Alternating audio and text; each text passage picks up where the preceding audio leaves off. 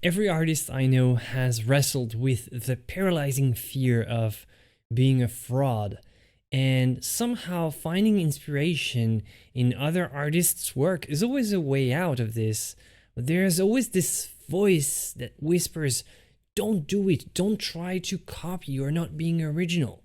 And today I want to completely demystify this toxic notion of inspiration. I want to remove the anxiety of trying to create something completely out of a vacuum, because it's burning you out for no reason. Being inspired by others isn't a creative sin. It is actually exactly how art has always been made. And of course, we can't talk about this topic without bringing up the most overused quote in art history. Pablo Picasso famously said, "Good artists copy, great artists steal." People love to throw this line around to sound so deep, but the meaning is often pretty lost. It starts with something that is actually okay, but it doesn't go really far. When you understand this quote properly, stealing here in art means complete assimilation. A good artist copies a style on the surface, leaving the original source obvious.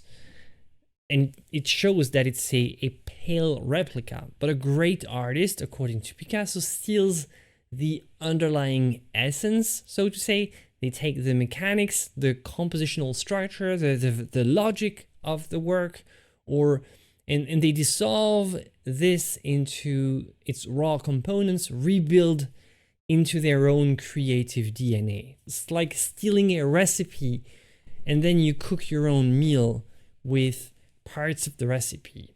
But honestly, let's stop leaning on Picasso's quote here, because if we look at it closely, he was actually being a bit derogatory about it. By calling this theft, he wrapped artistic growth in a cloak of individualistic arrogance, which is certainly something that he was very familiar with on a personal level. See, look at the guy is taking much more time and care signing his own name on a gigantic canvas rather than actually trying to do a proper work. It's not theft, it's just tradition.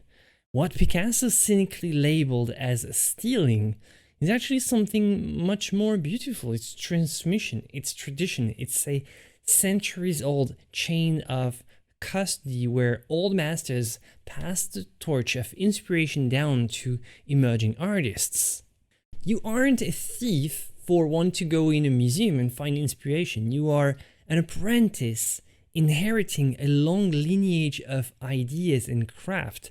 These have been put there for you.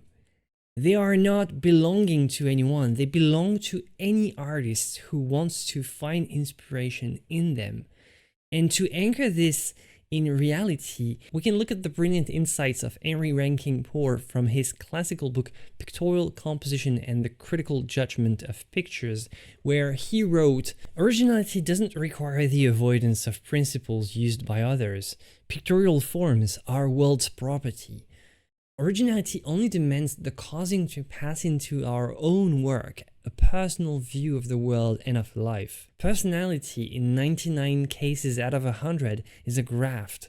The form of artistic expression has been preempted long ago." I love that phrase, personality is a graft. Think of it in botanical terms. You don't grow a brand new tree from scratch in a vacuum. You take a strong living branch from a master who came before you, graft it onto your own trunk, and let it bear new fruits through your unique perspective. Because in reality, the fundamental forms of art were figured out thousands of years ago. The artists who got there first secured the truest version of it, which is why the old masters still arrest our attention so violently today.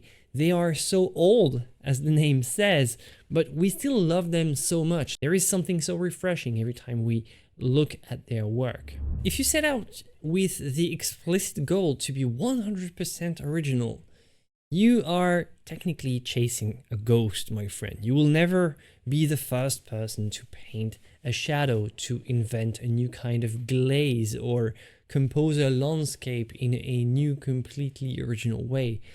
Pure originality is some kind of a lost cause, and accepting that is incredibly liberating and allows for, paradoxically, more originality. The quickest road to finding your own voice is actually through the absolute absorption of other people's ideas. And as the great academic master Joshua Reynolds famously advised his students, study nature attentively, but always with the masters in your company. Consider them as models which you are to imitate, and at the same time as rivals with whom you are to contend. And I absolutely love this idea of actively trying to contend against the old masters, to view yourself as a direct rival to the greatest creators who ever lived. It might sound borderline delusional, but bear with me. It's only delusional on the surface, because this mindset isn't just vanity or hubris. It's actually the ultimate tribute to their grandeur. By stepping into the arena with them, you aren't claiming that you are actually better than they were. You are mostly just trying to stretch your arms high enough to reach at least as far as their knees, maybe a little bit below. That's fine. You are treating them as living standards rather than just dead artifacts that you can just go out and steal from.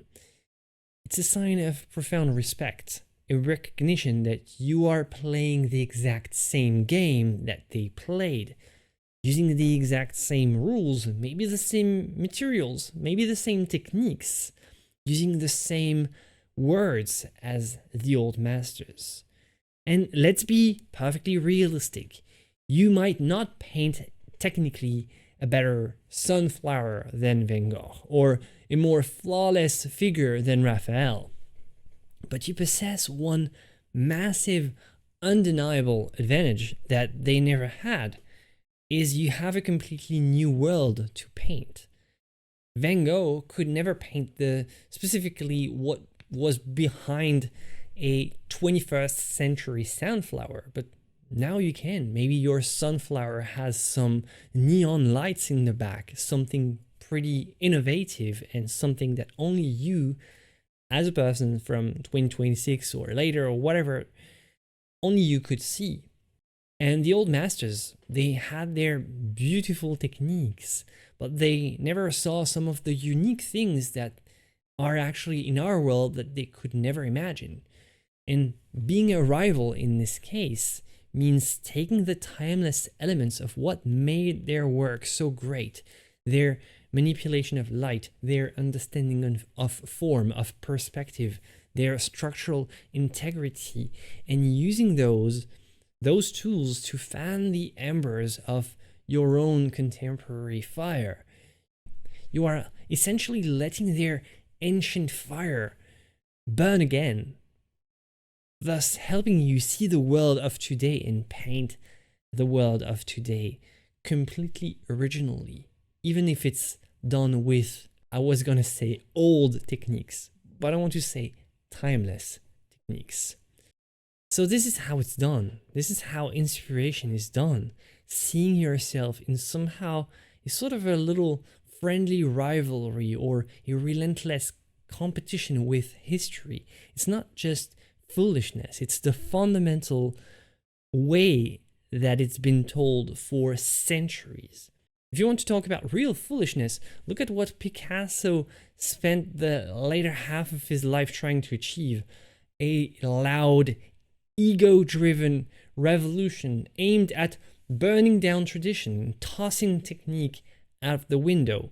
True artistic maturity doesn't come from trying to destroy the old just to look original. It comes from wrestling with it, from trying to improve it, from trying to grow from it personally. And when you contend with the old masters, at least just in your head, you do exactly what they did. You respect what came before you so that you can properly shape what comes next. This is the transcendent meaning of inspiration. And it's much, much deeper than a petty act of stealing. It's actually a sacred, ongoing conversation across time through tradition.